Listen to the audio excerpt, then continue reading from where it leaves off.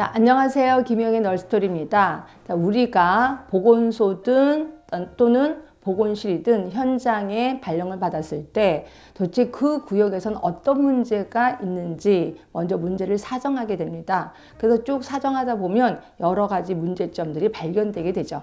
자, 이 중에서 내가 이거를 다 해결할 수는 없어. 그럼 이 중에서 하나만 뽑아야 되겠다라고 했을 때 우선순위를 설정하게 되는 거죠. 그렇죠? 그래서 이제 오늘은 물론 공무원 시험에도 자주 나옵니다. 그렇지만 임용에도 자주 나오는, 보건교사 임용에도 자주 나오는 우선순위 설정 방법 5가지에 대해서 말씀을 드릴까 합니다. 자, 엄청 유명한 BPRS 방식. 자, 이거는 공식 있는 건 알고 계시나요? A 플러스 2B 곱하기 C. 자, A는 문제의 크기를 얘기하는 거고요. 예를 들어서 그 질환을 갖고 있는 인구의 밀도, 그리고 급성 질환이라면 발생률을 얘기하는 거고, 만성 질환이라면 유병률을 의미하는 거겠죠. 그 다음에 B는 문제의 심각도. 자, 이거는 경중도, 또 긴급성, 그 다음에 경제력 손실, 그 다음에 또 하나가 타인의 영향. 그래서 이 4가지에 대해서 평가를 하는 겁니다. 그런데 이제 마지막에 C. 자, 이거는 사업의 추정 효과. 아직 사업을 하진 않았으니까 추정 효과겠죠. 자, 그런데 요 A, B, C가 다 똑같은 건 아닙니다. 제일 가중치가 큰 게 C, 그 다음에 B, 그 다음에 A. 자, 이렇게 해서 사업의 우선순위 1순위를 뽑았어요. 그리고 나서 이게 과연 실행이 가능한지 불가능한 건지도 파악을 하셔야 돼. 이때 적용되는 게 펄 방식이에요. 자, 펄은 뭐냐면 PEARL. 그래서 5가지 항목입니다. 자, P는 적절성, E는 경제적 타당성, A는 수용성, R은 자원 이용 가능성, L은 적법성. 그래서 각각에 대해서 0점 아니면 1점을 줍니다. 그리고 이거 다 곱하는 겁니다. 다시 말해서 이 5가지 항목 중에서 하나라도 0이 나오면 이 사업은 실행이 불가능한 거다라고 파악을 하게 되는 거죠. 그래서 항상 BPRS가 나오면 그다음 펄 방식이 바로 들어가게 된다. 두 번째 방식, NIBP하고 클리어 방식이 있습니다. 이건 한 번도 문제 나온 적은 없지만 아까 BPRS 방식이 워낙 유명하다 보니까 이 NIBP하고 클리어도 똑같은 방식이거든요. 그래서 혹시 나올까 봐 미리 알려드리는 겁니다. 자, NIBP는 2가지 갖고 우선순위를 매기는데요. 하나는 문제의 크기, 또 하나가 문제의 추정 효과, 사업의 추정 효과. 이 2개 갖고 우선순위를 매겨요.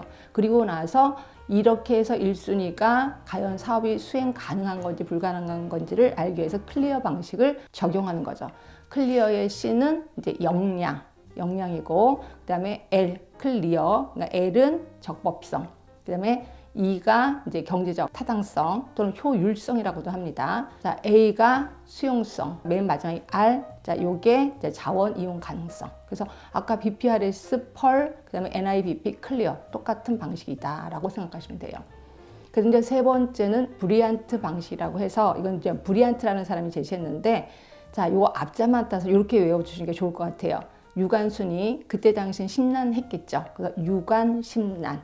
자, 유는 유병도, 관은 관심도, 심은 심각도, 그 다음에 난은 난이도. 그래서 이 4가지 기억해 주시면 되고요.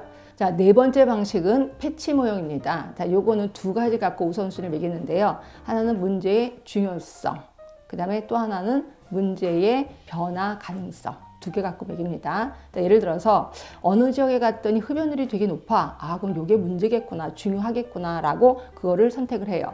자, 그러면 금연 사업을 할 때 노인을 대상으로 할까요? 청소년을 대상으로 할까요? 그렇죠. 청소년을 대상으로 합니다. 왜? 변화 가능성이 높기 때문에. 그래서 이 2개 갖고 우선순위 설정하는 게 패치 모형.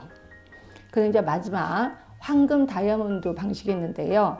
자, 이거는 미국의 메릴랜드 주에서 처음 실시한 건데 말 그대로 다이아몬드 이렇게 방식입니다. 그래서 이쪽은 이제 그 변화 경향, 그리고 이쪽은 문제의 크기. 자, 그런데 이게 절대적인 건 아니고 상대적인 거예요. 다시 말해서 미국 전체 주와 비교를 했을 때 그 변화 경향, 그 다음에 그 문제의 크기. 그래서 미국 전체랑 비교를 하는 거죠. 그래서 이제 메릴랜드 주가 미국 전체 주보다 훨씬 그 문제의 크기가 커. 그리고 변화 경향이 점점 나빠지고 있어. 요 꼭대기 있는 거. 이렇게 다이아몬드의 꼭대기 있는 게 요게 우선순위 1순위가 된다라고 보시면 될 것 같아요. 그래서 황금 다이아몬드 방식은 요즘 조금 뜨고 있거든요. 그러니까 요것도 시험 문제에 나올 확률이 좀 있겠구나라고 생각하시면 될 것 같아요. 자, 오늘은 임용에도 자주 나오는 우리 우선순위 설정 5개에 대해서 말씀을 드렸습니다. 도움이 되셨다면 구독, 좋아요, 알람 설정 부탁드리겠습니다. 지금까지 김영애 너스토리였습니다.